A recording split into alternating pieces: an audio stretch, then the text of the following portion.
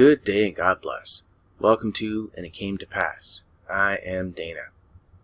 Today I want to look at some scriptures about the end times. We're going to look at Matthew, Mark, Luke, and just a tiny bit of Revelation.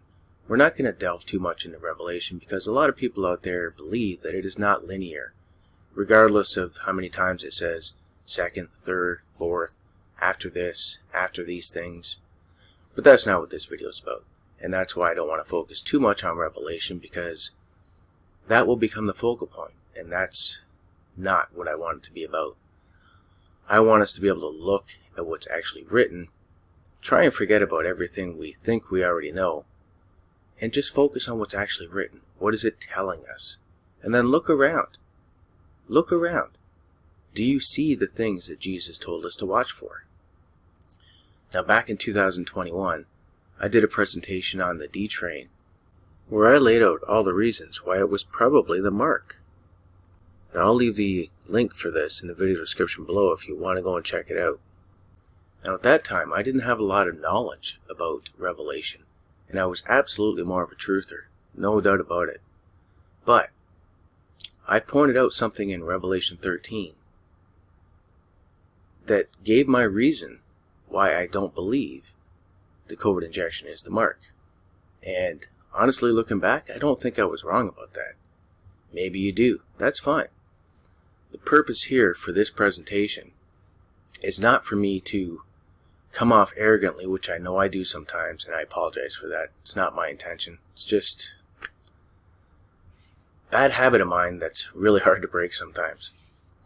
But the intention here is to focus on what's actually being written, what we're being told. Forget about everything we think we know, what we learned, whether that was through church, friends, family, TV, entertainment, whatever. Put all that aside. You have to put it aside when you read the Bible, when you study the Bible, and focus on what's actually being written. And what is that telling you? You really need to think about it. After all, we are told to study to show ourselves approved, a workman who need not be ashamed, rightly dividing the word of God. In order to do that, we need to focus, we need to have attention, we need to clear our minds, we need to ask God for the knowledge, the understanding of that knowledge, and the wisdom to use that understanding properly. So let's get started right now in Matthew. Matthew chapter 24, verses 3 to 15. And as he sat upon the Mount of Olives, the disciples came to him privately, saying, Tell us, when shall these things be? And what shall be the sign of thy coming, and of the end of the world? And Jesus answered and said unto them, Take heed that no man deceive you. For many shall come in my name, saying, I am Christ, and shall deceive many. And ye shall hear of wars and rumors of wars. See that ye be not troubled. For all these things must come to pass, but the end is not yet. For nation shall rise against nation, and kingdom against kingdom, and there shall be famines, and pestilences, and earthquakes in divers places. All these are the beginnings of sorrows. So at this point I want to stop and ask you, do you see all these things that Jesus mentioned from verse 4 to 7? Jesus said that all these things are the beginnings of sorrows. All of them. Look around. Do you see all of these things happening right now? Then they shall deliver you up to be afflicted, and shall kill you, and ye shall be hated of all nations for my name's sake. And then shall many be offended, and shall betray one another, and shall hate one another. And many false prophets shall rise, and shall deceive many. And because iniquity shall abound, the love of many shall wax cold. But he that shall endure unto the end, the same shall be saved. And this gospel of the kingdom shall be preached in all the world for a witness unto all nations, and then shall the end come. And now here's the verse that's commonly associated with the Antichrist. When ye therefore shall see the abomination of desolation, spoken of by Daniel the prophet, stand in the holy place, whoso readeth, let him understand. And now we'll see the same scenario, the same events, laid out in the Gospel of Mark. Mark chapter 13, verses 3 to 14.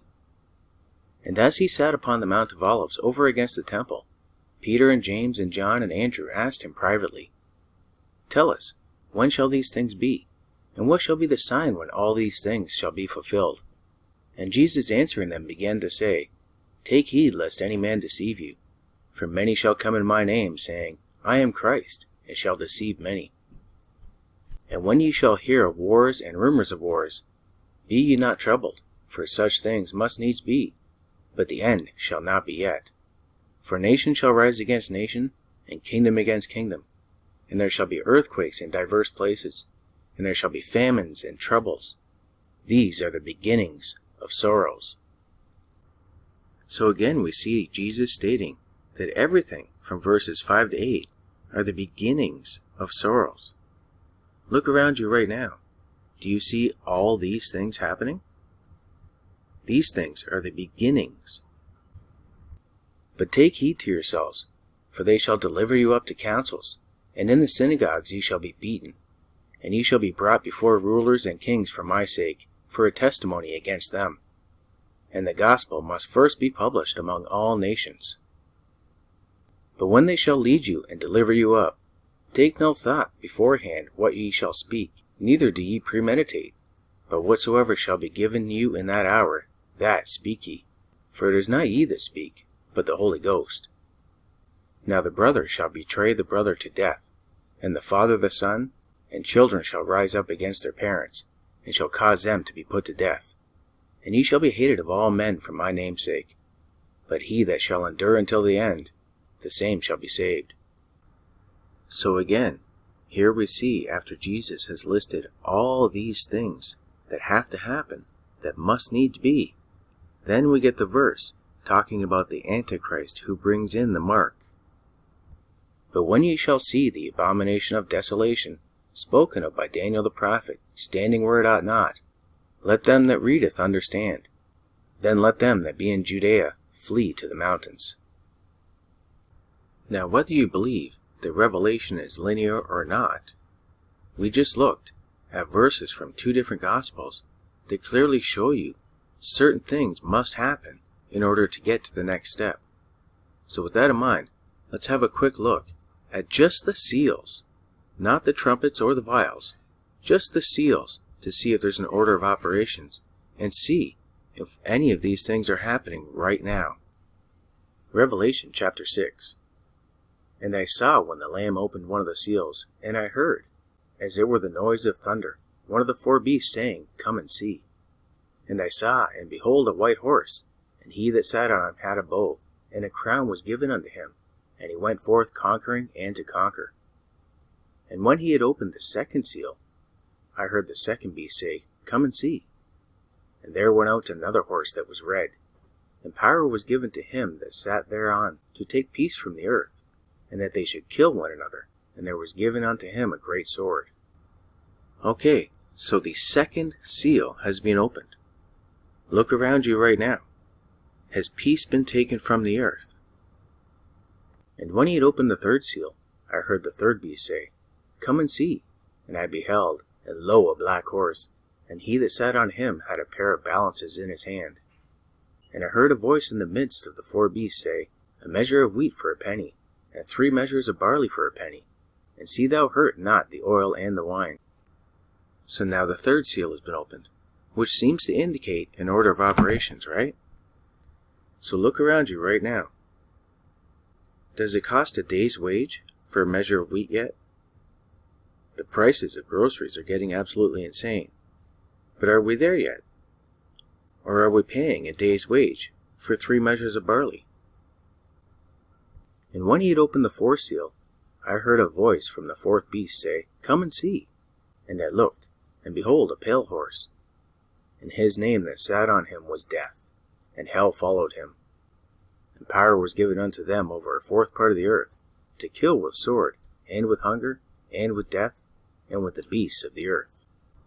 So now we have the fourth seal opened.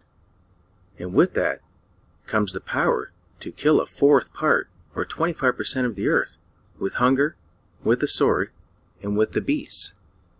Look around. Do you see that?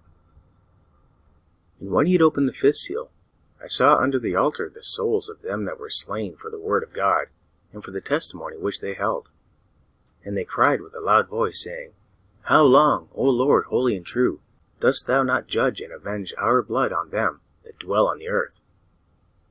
And white robes were given unto every one of them, and it was said unto them that they should rest yet for a little season, until their fellow servants also, and their brethren that should be killed as they were, should be fulfilled.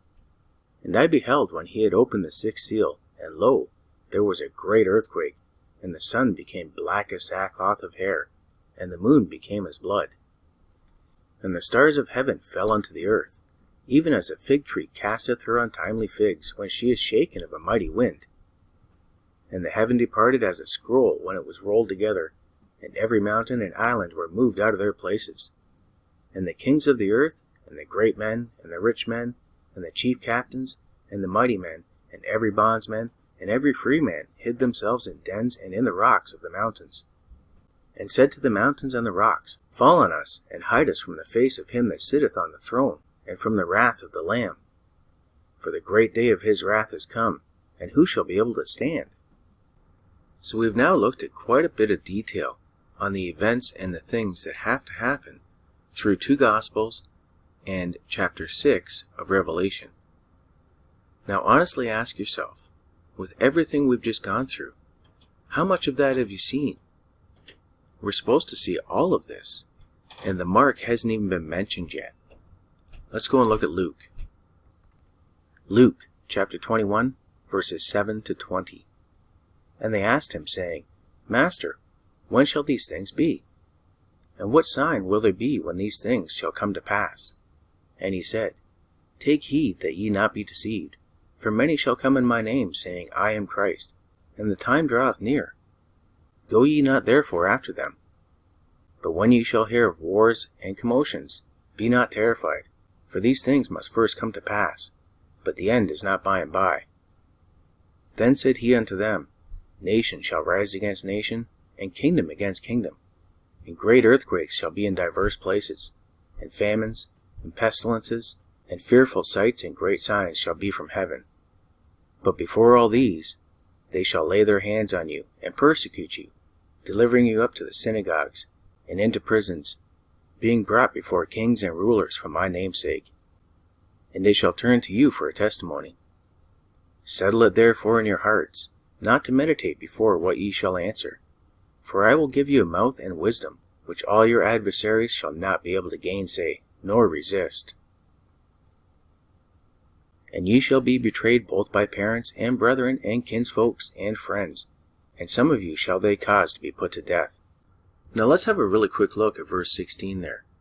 And ye shall be betrayed by parents, brethren, kinfolks, and friends. Who's left out? Strangers, right? That's about it. But everybody you know is going to betray you. That's pretty harsh. And ye shall be hated of all men for my name's sake.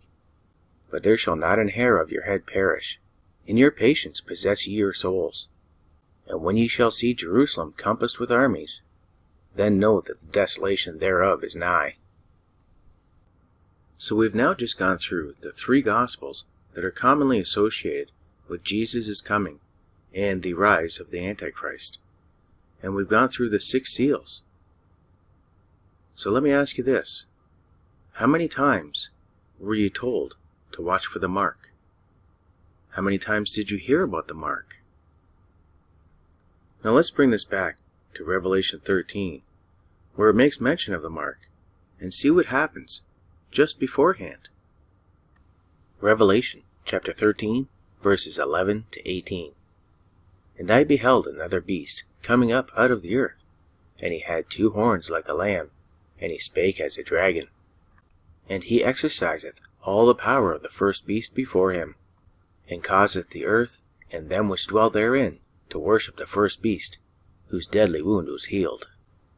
And he doeth great wonders, so that he maketh fire come down from heaven on the earth in the sight of men, and deceiveth them that dwell on the earth by the means of those miracles which he had the power to do in the sight of the beast, saying to them that dwell on the earth, that they should make an image to the beast, which had the wound by a sword, and did live.